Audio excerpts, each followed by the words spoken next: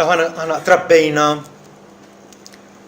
f'sistema fejn kienet ħaġa popolari li kulħadd ikollu l-qaddis patrun favorit tiegħu. Tajjeb u min liebes il-labtu ta' wieħed u min għandu s-santa tal-ieħor u min jitlob li tal qaddis għal kull ċirkostanza, għal kull sitwazzjoni, konna nafu li hemm qaddis partikolari assenjat għal dik il-mestier jew professjoni jew sitwazzjoni li tkun fija. Tajjeb hemm il-qaddis patrun tal-nisa tqal, tal-majjistri, tal-astronomi, tal-tobba, tal-periti, tal-bennejja, you name it, u qiegħed hemmhekk.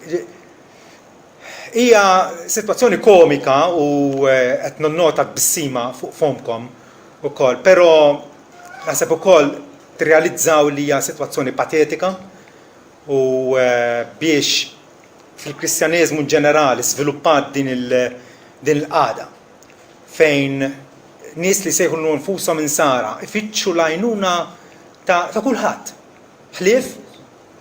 Ħlief ta' dak il-wieħed li Alla ħatar apposta biex ikun il-Assis il-kbir tagħna, is-Sultan li ta' bilħaq jipproteġina, il-Profeta li ta' bilħaq jgħallimna t-triq tas-sewwa.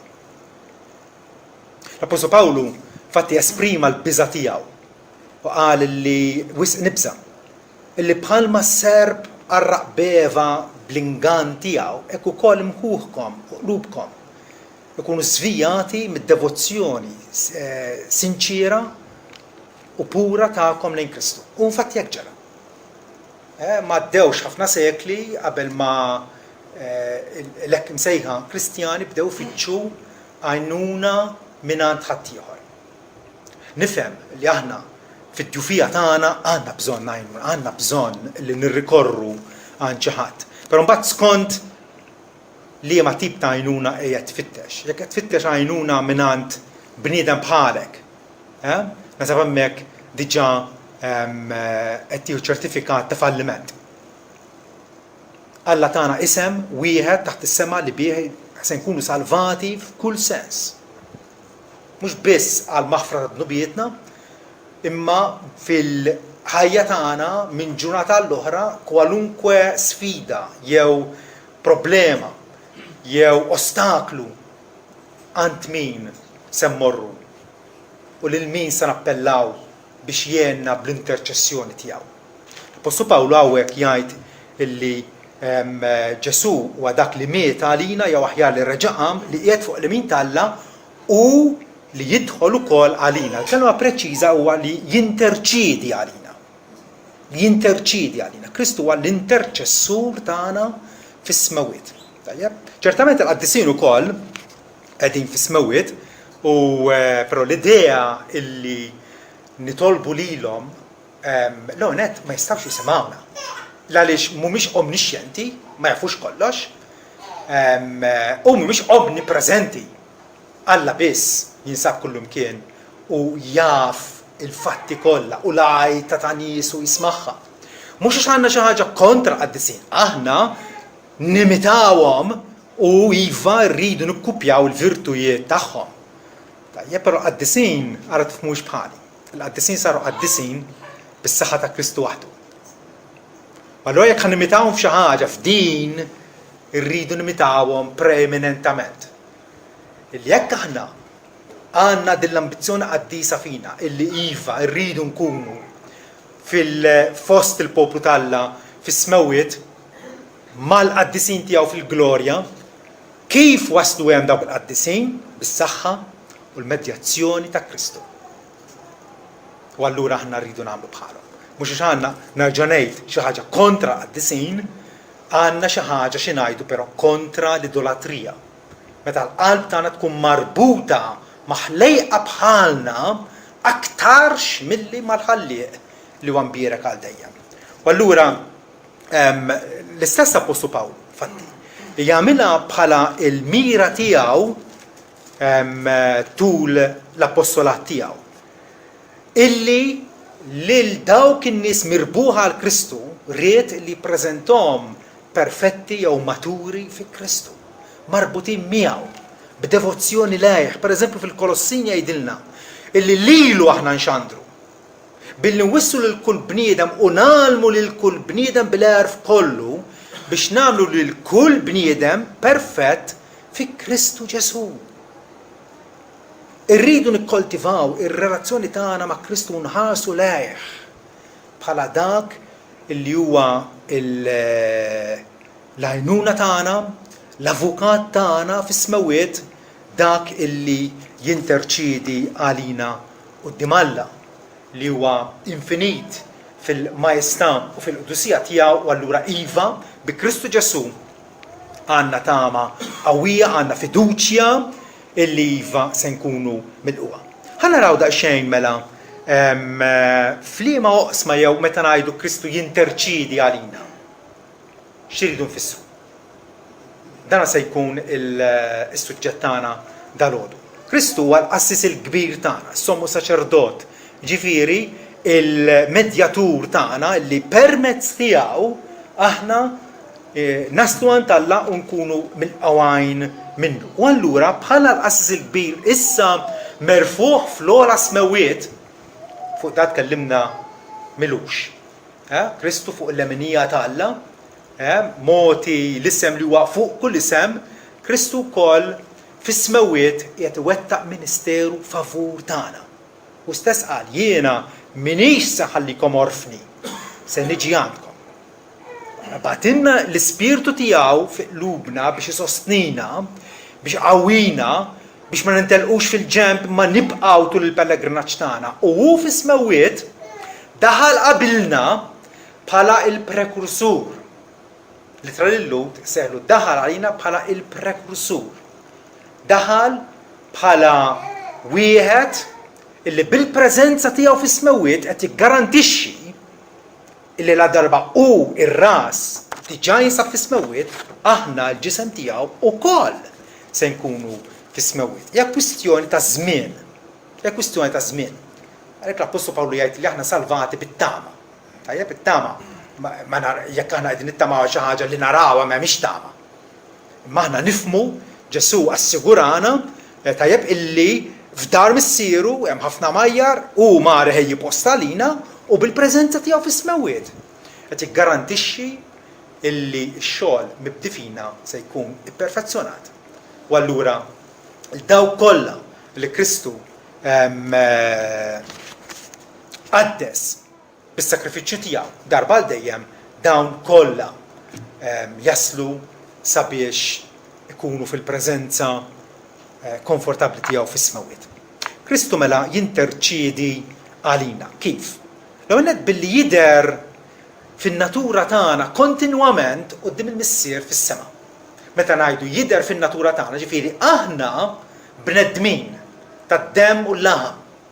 Għandna xi ħadd jirrappreżentana fis-smawiet illi bħalna huwa tad-demm u l-laħam. Tajjeb, meta Ġesu imqar wara laqam minn bell-imwiet, tajjeb, stieden l-apostli u għalilhom ejjew missuni waraw. Għax fantażma ma għandux Adam u laħam bħalma taraw li għandi jien.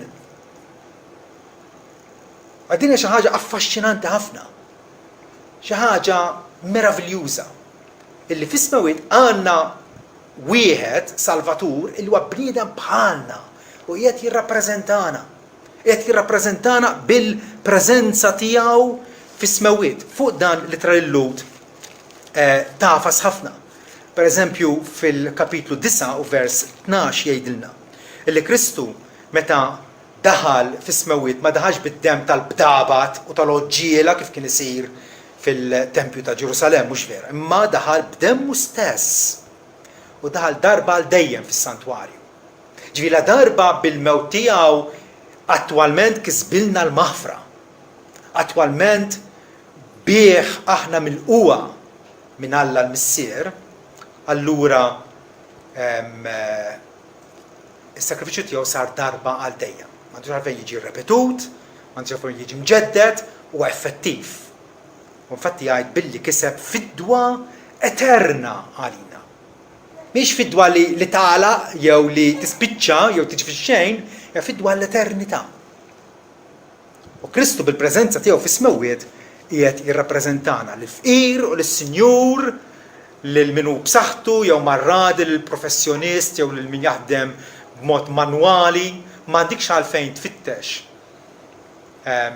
interċessjoni mingħand il-qaddisin għaliex Kristu jkopri u jinteressah minn kull tip ta' nies, minn kull tip ta' klassi tas soċjetà, isejjaħ lil foqra, isejjaħ lis sinjuri, isejjaħ lill intelligenti, isejjaħ lill ignoranti. U hu qiegħed jirrappreżentana fis-smewwiet. Aktar tard fl-istess sitra jgħidilna li Kristu ma daħalx f'santwari maħdumin bl-idejn li huma xbijat tal-veru, imma daħal fis-sema stess biex jidher issa għalina quddiem Alla. Meta qed jidher għalina, jiġifieri qiegħed jirrappreżentana. Qiegħed jirrappreżentana.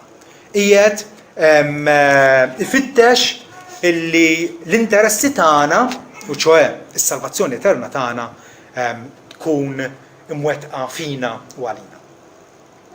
Meta ngħidu Kristu jinterċidi għalina wkoll, qegħdin ngħidu illi Kristu diġà offra sakrifiċċju bl-ubbidjenza perfetta tiegħu wasal biex offra sakrifiċċju illi bih aħna ippurifikati minn dnubietna kollha. Fat il-litra lill-Lut tiftaħ b'dan il-kliem meta tgħid illi Kristu wara li bih innifsu, ġifieri mingħajr l-għajnuna ta' ħadd waħdu bil-ħila tiegħu biss, bih innifsu naddafna minn dnubietna issa għad bil-qiegħda fuq l-lemin tal-Majestà fl-ola tas-smewwiet. Allora jekk Kristu ippurifikana, jekk Kristu beda dan ix-xogħol ta' grazzja fina għal darb'oħra nsaqsi, għalfejn għandna nfittxu ejjun oħra ta' grazzja? Alla tawulna skont l-Apostlu Ġwanni. Tajjeb illi bih bħalma l-liġi ngħatat Mosè bi Kristu ġiet il-grazzja u l-verità. U mill-milja tiegħu jgħidilna, mill-fullness tiegħu, mill-milja tiegħu il-koll rċivejna grazzja kontra grazzja. Hija huwa gelgul interminabbli ta' favur mingħand Alla permezz ta' Kristu u permezz ta' Kristu waħdu. Meta jiena ħanfittex l-interċessjoni jew ħanitlob il-ħadd ieħor, awtomatikament qed ngħid li Kristu mhux biżżejjed. Li Kristu b'xi mod qiegħed ifalli. Jekk aħna l-koll nkunu nafu li jeżisti teżor, imma teżor infinit, taqbad u tieħu kemm trid minnu. U da qiegħed fit-tali post. Tajjeb illi aħna liberament nistgħu mmorru x'in irridu, meta rridu u nieħdu kemm irridu. Jekk dan nafuh persważi minnu. Jekk hawn xi ħadd minna li jgħid imma almenu immur bil-belt sija kuljum u nittallab ftit ċenteżmi ma' in-nies. Ma tagħmel sens. Ma tagħmel sens. Alla dit teoloġija mibnija fuq batafjun ta' interċessjoni, tajjeb, mingħand ħadd ieħor. Attwalment hija ta' inġurja għall-eċċellenza u l-glorja ta' Kristu. Daqshekk sempliċi. Daqshekk sempliċi. Jekk għandna ngħidu li aħna nafdaw fih. Tajjeb, bdejna infatti billi aħna ilqajna emminna li meta Kristu miet fuq salib ħallas darba għal dejjem għal dnubietna. Pietru jgħid il-ġust miet minn flok l-inġusti sabiex iressaqna li Alla. Minn mebda indikazzjoni li l-ħidma ta' Kristu hija b'xi mod difettuża. Jew bżonn tiġi supplimentata b'xi ħidma ta' qaddisin jew xi ħaġa oħra. U allura Kristu fuq l-eminija tal-Missier jinterċidi għalina billi jiddikjara r-rieda tiegħu sabiex il-fidwa miksuba minnu tkun applikata għalina. Għal dawk in-nies li Alla taħ tajjeb li tkun attwalment applikata. Kulħadd jaf il-sentenza famuża li kiteb l-Apostlu Ġwanni kulħadd jitenna bija, tajjeb mhux kulħadd jifhem preċiżament l-istess, għax għallek ħadd id-dinja li talibhom waħdini tiegħu biex kull min jemmen bih ma jintilifx, iżda jkollu l-ħajja ta' dejjem. Hemmhekk f'dik is-sentenza Ġwanni semmi t-terminu tal-patt. Sabiex aħna nitlu f'patt malla, f'relazzjoni sewwa malla, tajjeb hemm terminu. Għana fuq il-radio, televizjoni ma jkunx hemm reklami, termini u kondizzjoni tapplikaw. Ġifieri qabel ma tieħu dal-benefiċċju li qed insemmilek, tajjeb hemm termini, hemm kondizzjonijiet. U Ġwanni qed isemmi t-terminu tal-patt. X'inhu? Illi wieħed hemm bżonn illi jemmen fih sabiex ma jintilifx, imma jkollu l-ħajja ta' dejjem. Alla wera li mħabba tiegħu meta konna għadna mid-dinbin tajjeb Kristu miet għalina, però hemm dan it-terminu tal-patt, il-fidi.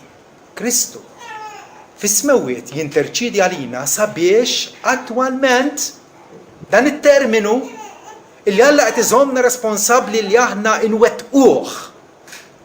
U ċoħe li aħna indur lejn Kristu, immorru għandu, nesprimu l-fiduċja tagħna fih, attwalment jittwettaq fina. Għax ikun jiswa li kieku Kristu miet bħala rajt tajjeb għan-naċ tiegħu meta n-naċ tiegħu ma jisimgħux il-leħen tiegħu u ma jmorrux għandu.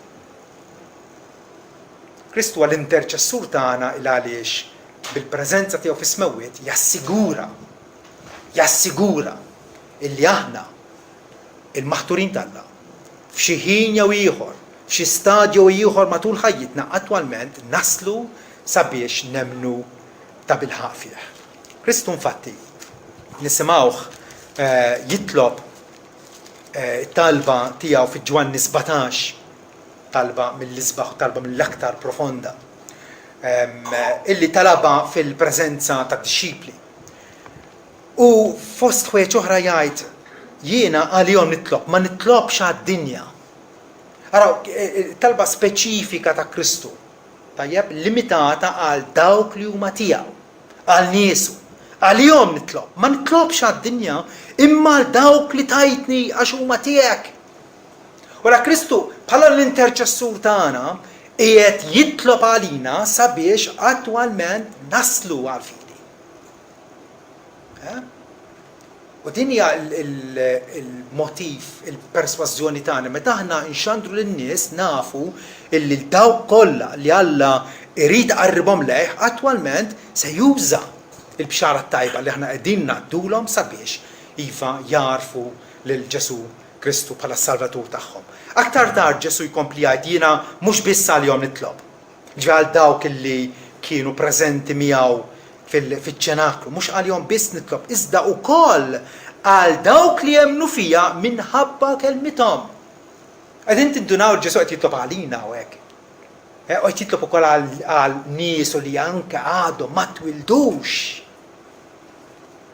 Tal-qabel 2000 sen ilu qal qed nitlob ukoll għal dawk illi għad jemmnu fija. Kristu fl-omnixjenza tiegħu. U bħala l-qassis il-kbir illi jaf lill-ulidu kollha bisimhom. Afolja forsi għadhom ma twildux, qed jgħid hawnhekk jien qed nitlob ukoll għalihom. U partikolarment x'qed jitlob għalihom fl-aħħar jalaq biex jgħid missier irrid li dawk ukoll li inti tajtni. Ikunu miegħi fejn inkun jien biex jaraw il-glorja tiegħi li inti tajtni, għax inti ħabbejtni qabel il-pedament tad-dinja.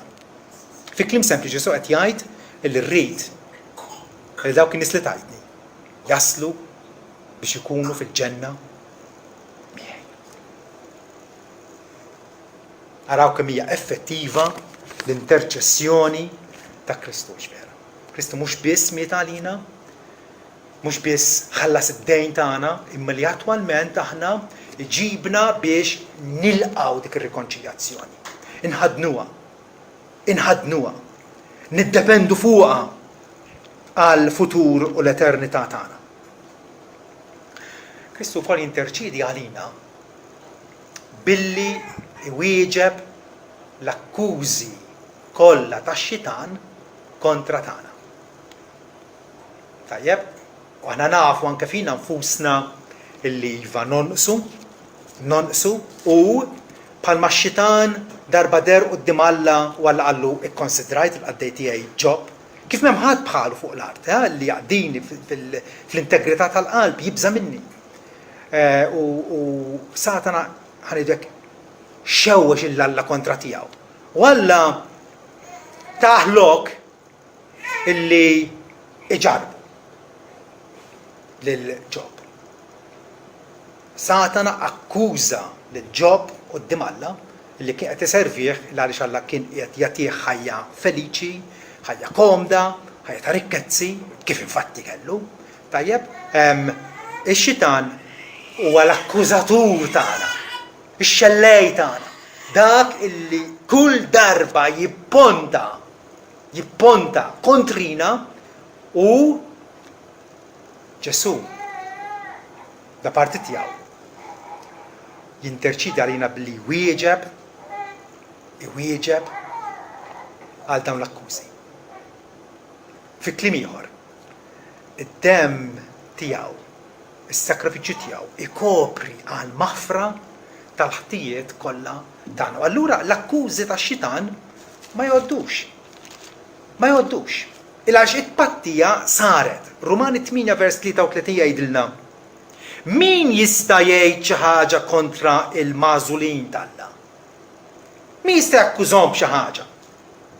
U Alla li jġustifika, Alla diġà għata sentenza favur tagħna. Diġà liberana minn kull akkuża. Tajjeb? Min hu dak li jista' jikkundanna? U Pawli semmi wieħed biss illi kapaċi jikkundannana, Ġesu nnifsu. Mhux vera. Għaliex hu l-uniku bniedem fuq l-art li hija ħajja perfetta. U allura jiena nista' nipponta suba lejk u nakkużak f'xi ħaġa. Inti tagħmel l-istess lejli, tajjeb, u noqogħdu nakkużaw xulxin għax kull min kif ngħidu, kull min jolli jabtu għandu xi xogħol. Ma Kristu jista' jakkużana u ħadd mhu kapaċi jakkuża lilu.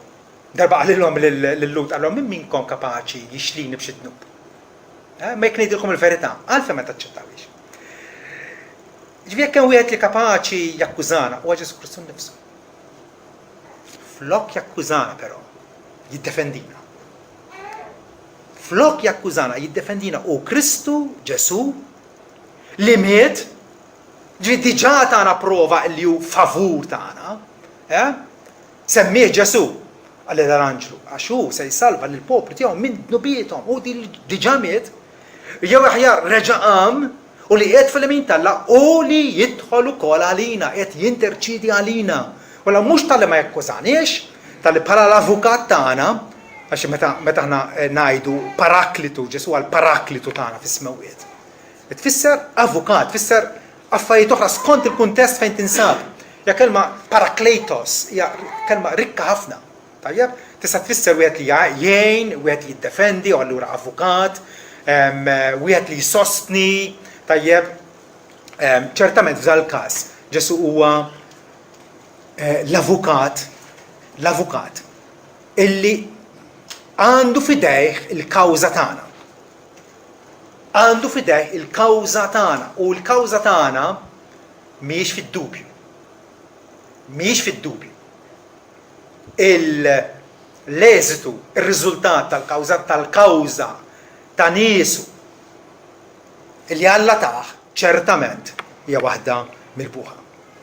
Fina nfusna dgħajfin u għalhekk għandna bżonn l-interċessjoni ta' Kristu. Għalhekk niddependu fuqu sabiex jibqa' jidher għalina bħala l-avukat tagħna fis-smewwiet. Weħidna għerija, foqra, miżerabbli, bih għandna kull suffiċenza. Għandna biżżejjed u żejjed. Pietru bħalna u aħna bħal Pietru dgħajfin. Waqt l-aħħar ċena, Ġesu idur fuq dan Pietru u jgħidlu xmun. Ara, Satana xtaq jieħodkom biex jarbilkom bħal qamaħ sabiex iġarrabkom. Imma jintlab talik. X'komfort. Ġesu jafna l-kol bisimna. Ismijietna huma mnaqxin fuq il-pali ta' jdejh. jintlab talik. Interċessjoni personali. Mhux bħalli kieku poplu anonimu, mitlufin fil-folla. ċertament Alla għandu familja numeruża, imma jafna bisimna. U f'dan il-każ hawnhekk Ġesu qed jgħidu jiena tlabt għalik biex il-fidi tiegħek ma tonqosx. Li kieku Kristu mhux qed jinterċidi għalina, il-fidi tagħna allura ċertament illi tonqos, tfalli, taqa' mal-art. Jien tlabt għalik biex il-fidi tiegħek ma tonqosx u meta inti tikkonverti saħħaħ il-ħutek. Ġifieri aħna ċertament inkomplu fil-mixja tagħna minħabba l-interċessjoni ta' Kristu li tagħna wkoll l-Ispiritu tiegħu. Allura meta ngħidu Kristu jinterċidi għalina, qegħdin ngħidu li Kristu jipprokuralna kwiet fil-kuxjenza. Jagħtina paċi fil-kuxjenza tagħna. U stess jgħidilna inħallilkom islim. Natikom islim tiegħek mhux bħalma tagħti d-dinja natikom jien. Id-dinja x'tip ta' slim tmur għand psikjatra u toqgħod titkellem miegħu u toqgħod tiżvoga miegħu u dak li tħossok tajjeb imma bażikament min qed tikseb xejn. Mhux bħalma tagħti d-dinja natikom jien. Tħallux qalbkom titħawwad, lanqas titbeżza. Għaliex għax Kristu nadda fil-kuxjenza tagħna. U għalkemm iva aħna konxi ta' dnub. X'nagħmlu? Dritt aħna nistqarruh l-Alla missierna. U minħabba Kristu nafu li għandna ċ-ċertezza tal-maħfra. Missier aħfrinna d-djun tagħna. Bħalma aħna naħfru lil minnu mid-djun magħna. Kristu jipprokurana dal-kwiet fil-kuxjenza minkejja l-fallimenti ta' kuljum illi aħna nikkommettu. Romana 5 vers wieħed jgħidilna għalhekk mela billi intom ġustifikati bil-fidi. Ġifi Alla diġà għata sentenza Alla bħala l-imħallef ġust għata sentenza. Sentenza irrevokabbli. Sentenza li ma tittieħidx lura. Sentenza li ma jerġax jibdielu minnha.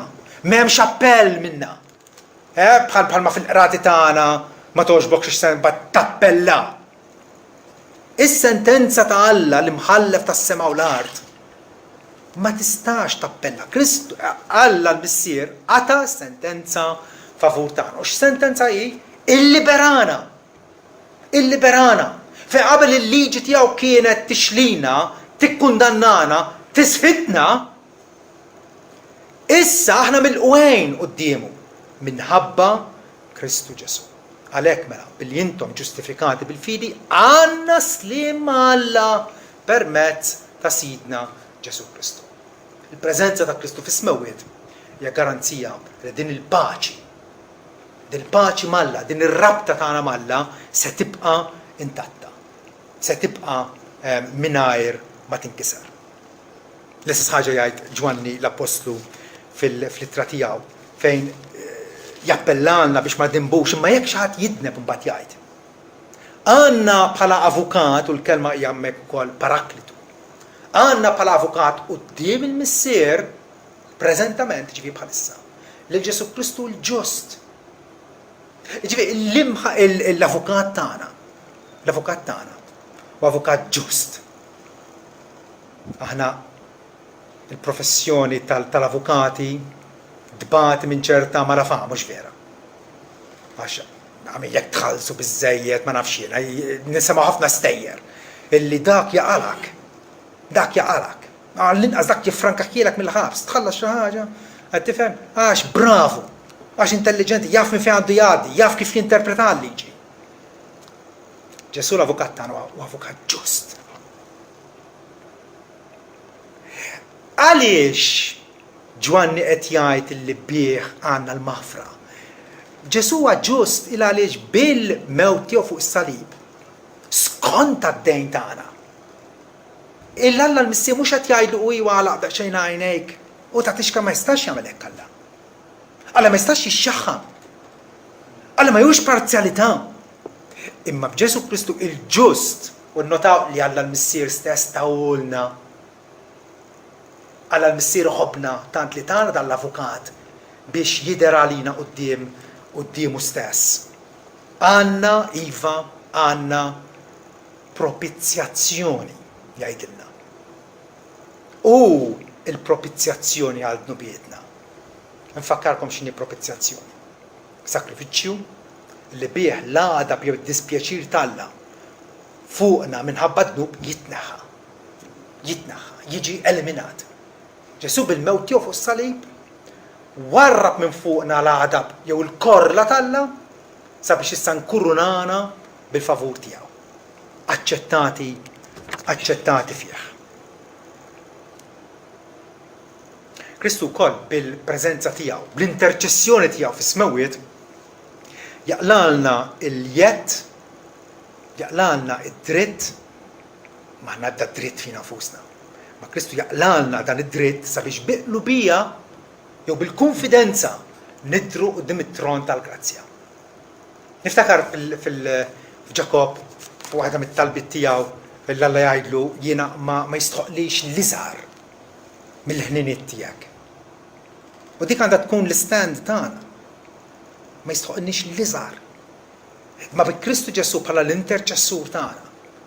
Tajjeb nistgħu nidru qudiem it-tron tal-grazzja u nitolbuh l-Alla. U nitolbuh f'isem Kristu. U stess jgħidna, s'issa għadkom ma tlabtu xejn f'ismu, jitolbu biex u tagħlaw. Meta nitolbu bl-awtorità tiegħu bħala l-interċessur tagħna, it-talb tagħna Ġesu jwedna li ta' bilħaq ikun onorat. Ovvjament, jekk aħna nitolbu skont ir-rita tagħna, jekk aħna nitolbu bil-fidi, jekk aħna nitolbu mingħajr ma nożżu dnub magħruf fina. Ta' kollu magħruf. Tajjeb? Ma allura din iridu napprezzaw ukoll li Kristu għalalna il-jett illi nidru quddiem it-tron tal-grazzja sabiex naqalaw ħnina u għajnuna fi żmien propizju.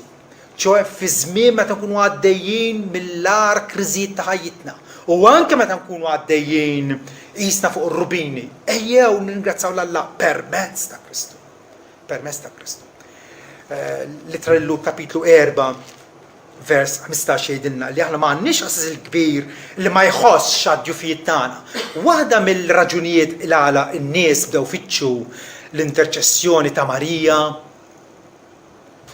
tenera, ħanin, li tifhimna, li tħaddanna, taħdjula, li tissimpatizza magħna.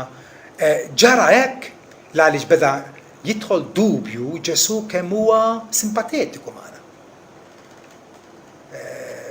Nies bdew jaħsbu li Ġesu huwa l-imħallef u daqshekk. Ċertament Ġesu huwa l-imħallef tal-bnedmin kollha. Imma waqt jgħidilna li m'għandniex qasas il-kbir li ma jħossx għad-djufijiet tagħna.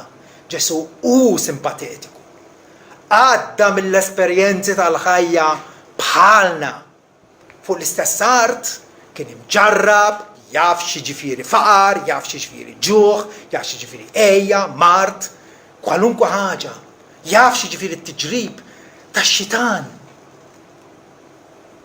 Allura għandna assis il-kbir simpatetiku li kien imġarrab f'kollox bħalna ma bla dnub. Ħanersqu mela bla biża' quddiem it-tron tal-grazzja biex naqalgħu ħniena u nsibu grazzja ta' għajnuna fil-bżonnijiet tagħna. L-interċessjoni ta' Kristu allura tiftinna triq biex aħna nfusna nitolbuh il-Alla skont il-ħtiġijiet tagħna. L-aħħar ħaġa, kif Kristu jinterċidi għalina? Kif Kristu qiegħed jidher għalina quddiem Alla? Qed jinterċidi għalina billi bih fis-smewwiet aħna mill-qwejn fih, aċċettati fih. Il-għaliex anke preżentament, ġifieri għadna ma lħaqniex il-perfezzjoni għalkemm nimmiraw għalih u hekk għandu jkun, però nafu konxjament il-battalja, is-serrija li ninsabu involuti li rridu nirreżistu it-tiġrib, li rridu nimmortifikaw id-dnub, li rridu niġġdu li nfusna kuljum u nerfu s-salib kuljum. Vera, il-battalja għadha hemmhekk u ninsabu konxi tagħha. Frattant, Frattant, Alla diġà laqa l-persuna tagħna, ġifieri laqana personalment kif nafuh dan. Fl-Efesin 1 vers 6 jgħidilna illi Alla ippredestinana għat-tifħir tal-glorja tal-grazzja tiegħu li biha, u ċoħe bil-grazzja tiegħu għamilna mill-qwejn fil-maħbub. U nsaqsikom jiena kif irċevejna l-grazzja tiegħu? Permezz ta' Kristu. Permezz ta' Kristu. Mill-milja tiegħu nerġa' ngħid, irċevejna grazzja kontra grazzja. U allura bi Kristu aħna individwalment mill-qwejn fil-maħbub, mill-qwejn f'dak li Alla jħobb infinitament mill-eternità. U Alla jħobbna fih. U nis-sogra ngħid iħobbna daqsu. Bħalma jien ngħix, intom tgħixu wkoll. Biex l-imħabba li bija ħabni l-missier tkun fikom u jiena fikom. ċertu kliem profond ħafna, mhux veru. Alla jilqa l-persuni tagħna minħabba Kristu.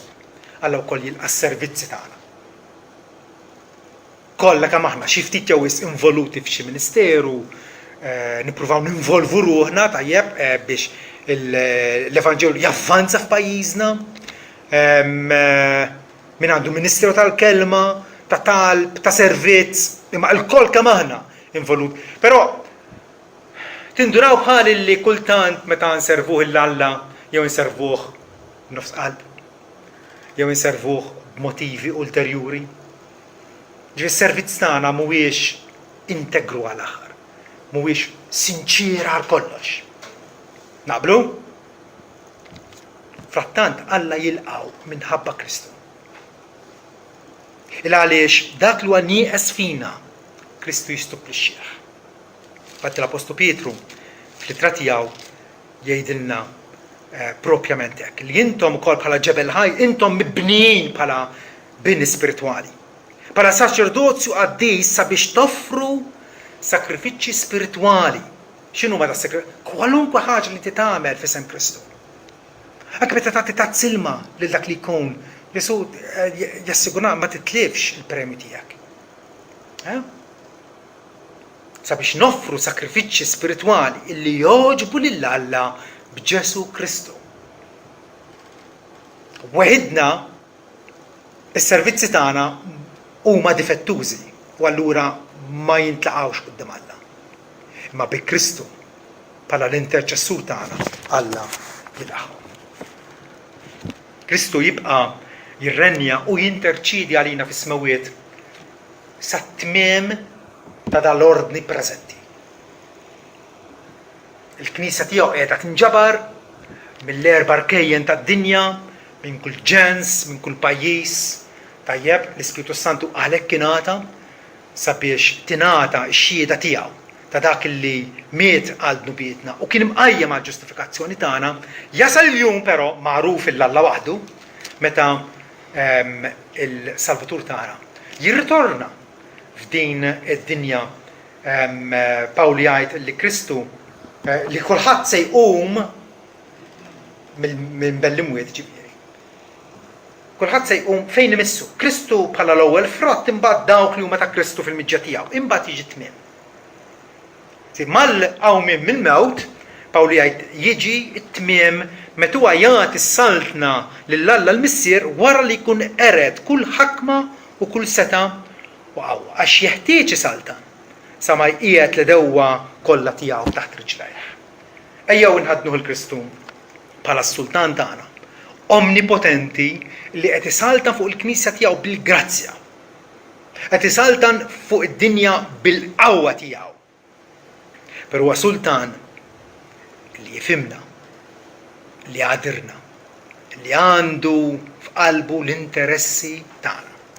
U allura Kristu bħala interċessur it-tama tagħna ma tiddiżappuntanix. Mhix forsi jew qabbli jew min jaf, hija tama imsejsa fuq il-qawmien mill-mewt ta' Kristu. Hija tama ferma u infallibbli.